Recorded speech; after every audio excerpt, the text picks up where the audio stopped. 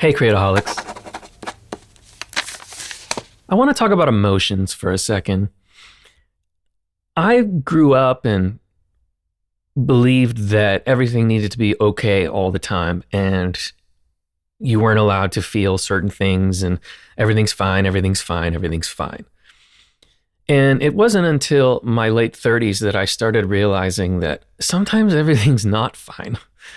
And I remember going to a retreat, and I realized that I had really moved into a space of understanding that emotions are just emotions. There's no good or bad emotions. And what they tell us, these emotions, is they tell us how we've reacted in the past, or how we haven't reacted in the past, or how we're feeling about the situation. And there's a lot that goes into that I won't get into. But one of the things that struck me is they pulled up the famous emotional wheel, and it's got all your staple emotions and how they kind of show up. And they already have it in a sense that I don't love, where the quote unquote emotions that you might think are bad, like sadness, anger, stuff like that, are in red, and then happy and other stuff is in green. So they've already set you up to be like, okay, so anger's bad. Subconsciously, you're seeing the colors. And I remember being in this particular retreat, and they were explaining the emotions, and they didn't say it in so many words, but they insinuated that the ones in red were not that great. And somebody put up their hand, and they were very kind of flustered, and they said, wait a minute, what?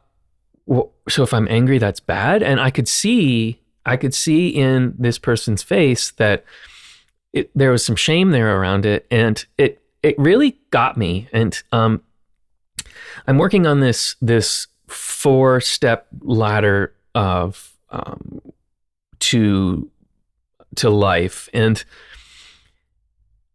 it really hit me that particular moment, because I put up my hand, and I remember reading a book called The Way of the Peaceful Warrior, and it's a great book if you've never read it. And it was kind of a gateway for me to this work. And in the book, there's this gentleman named Socrates who is helping this young gymnast kind of awaken him, so to speak. Like, you know, he's a perfectionist. He works hard. He's, you know, all these different things that society tells you should be. He's trying to be those things. And he came in one time, and he was really angry at Socrates, who was his teacher. And Socrates was looked at him, and he goes, great, keep going. And he said, isn't this bad? If I'm angry, I shouldn't be angry. And he said, no, anger's beautiful. And it stopped him in his tracks. And I cited this when I put up my hand to try to put this person at peace. Now, I wasn't teaching, I was just there, you know, but I felt called from reading this book to say, I said, anger actually is really beautiful, because anger means movement. Apathy means no movement and you're stuck, but anger means you can move from one place to the other. If something makes you angry, it means that you're paying attention, you care, and you can move. If somebody is sad, it's sad, yes, but it honors the emotion that you're feeling at the time, and sadness is okay. Sadness is a deep, deep part of our grieving process, and it tells us that something isn't right. If we didn't have sadness, we wouldn't know what was right and what was wrong. Or that we didn't love somebody. When you're sad about losing somebody, it's because you love them, and it's because you cared about them. If you're sad after a breakup, it's because it meant something to you. It's not bad, and it needs to be felt. Would it be great if we were just happy all the time? I don't think so. I just don't think so. I think that we have to destigmatize these emotions as good and bad. And we can't continue to try to chase happy. We have to just accept where we're at in that moment, and that moment shall pass. This too shall pass. So if there's times where you're angry, be angry. I mean, don't hurt anybody and don't do anything crazy, but just allow yourself to feel it and ask, why are you angry? Why are you sad? Why are you happy? Why do you feel stuck? Why are you apathetic? And as you go through these different emotions and ask yourself questions, you can start moving what I'm going to call up the 4 ladders of emotional intelligence, and working yourself to a place where you feel so much gratitude for even the sadness and gratitude even for the anger. But know that anger is a part of the ladder. Anger is a part that gets you to move. Sadness is a part to know that you care about something. And those are good things. Those are good things. And let's sit back and just accept our emotions. There's no need to depress them into our being, turn them into disease, turn them into things. You need to feel them. If it's tears, it's tears.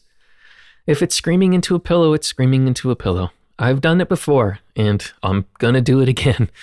I remember being at a retreat here in Nashville, and they have this really beautiful place they've built called The Well, and the walls are all made out of earth, and it's this beautiful circle, and when you walk into it, it's just energetically you can feel something special because it's been there since, I believe, the 70s. And I remember the person that runs this retreat, she said, you're here on your own for the next few days, and you have all 300 acres to yourself. And just so you know, if you go into the well, you can cry, you can scream, you can yell, nobody's going to hear you, and the walls are made of earth, and it's just going to absorb it. And you know what I did? I went in there and I screamed at the top of my lungs and I let it out. And I did it a couple times, even in the middle of the night. I was just called to just release that anger and release the suppressed anger that I've had all my life, and realizing that it's okay. And it was really beautiful that she said that, because it really was a moment of, yeah, it's okay. It's just gonna be okay. And as Charlotte Joko Beck says, one of my favorite quotes, you're doing fine.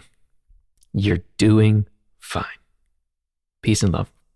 Thank you so much for listening. If you're new to meditation, experienced with meditation, or looking for a new one to add to your collection, go to createaholics.us to download my free custom meditation, A Glowing Heart.